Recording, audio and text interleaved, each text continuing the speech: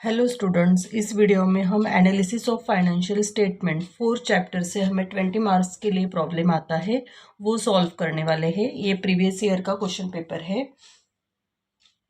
यहाँ पे profit and loss account दिया है, opening stock, purchases, carriage inward, gross profit. यहाँ पे sales, cash sales, credit sales और क्लोजिंग स्टॉक। उसके बाद यहाँ पे दिया है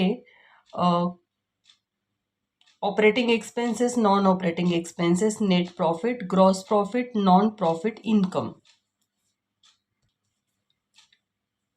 बैलेंस शीट है। बैलेंस शीट के लायबिलिटी साइड में capital 20,000, equity shares of ₹10 each, reserve, profit and loss, other current liabilities, bills payable, land and building, plant and machinery, stock, debtors, cash at bank, bills receivable. Calculate gross profit ratio, net profit ratio, stock turnover ratio, current ratio और liquid ratio, ये find out करना है। First तो हम gross profit ratio निकालने वाले हैं। Gross profit ratio का फॉर्मूला है gross profit upon sales into 100। Problem में ट्रेडिंग अकाउंट में ग्रॉस प्रॉफिट दिया है 4,40,000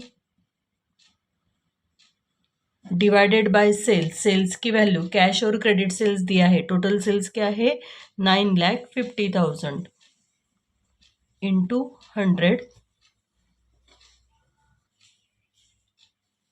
आंसर आता है 46.31%। Next net profit ratio find out करना है। फॉर्मूला है net profit upon sales into 100। Profit and loss में नेट प्रॉफिट दिया है 2,60,000 डिवाइडेड बाय सेल्स था 9,50,000 into 100, 27.36%।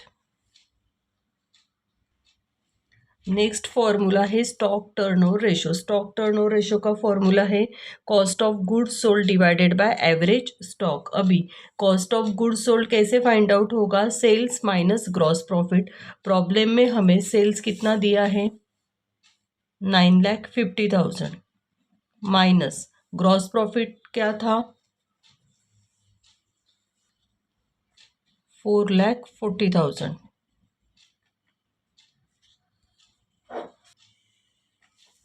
5,10,000 cost of goods sold मिल गया। उसके बाद एवरेज स्टॉक फाइंड आउट करना है। एवरेज स्टॉक का फॉर्मूला है opening stock plus closing stock divided by 2। Problem में ओपनिंग स्टॉक दिया है 99,500 प्लस क्लोजिंग स्टॉक दिया है 1,50,000 डिवाइडेड बाय 2, 1,24,750। अभी यहाँ पे कॉस्ट ऑफ गुड्स सोल्ड मिल गया 5,10,000 और एवरेज स्टॉक है 1,24,750। इस फॉर्मूला में हम वैल्यू पुट कर सकते हैं। कॉस्ट ऑफ गुड्स सोल्ड मिल गया है हमें 5,10,000 डिवाइडेड बाय एवरेज स्टॉक है 1,24,750, 4.08 टाइम्स।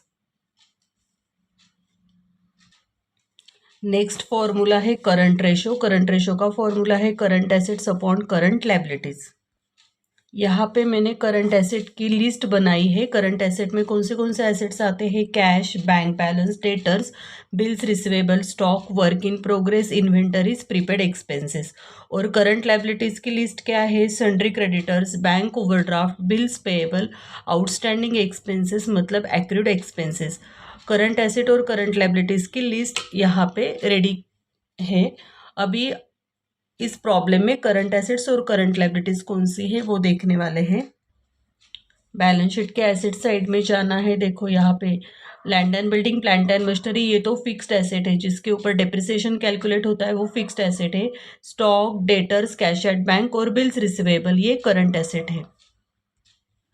उसके बाद current liabilities, other current liabilities और bills payable. Stock 1,50,000, debtors 45,000, cash 60, bills receivable 5,000। Current liabilities में अदर करंट लायबिलिटीज़ और bills payable, other current liabilities 90,000 plus bills payable 40,000, इनकी टोटल आती है current asset की 2,60,000 और करंट लायबिलिटीज़ 1,30,000। आपका आंसर आएगा करंट रेशो का 2 टाइम्स।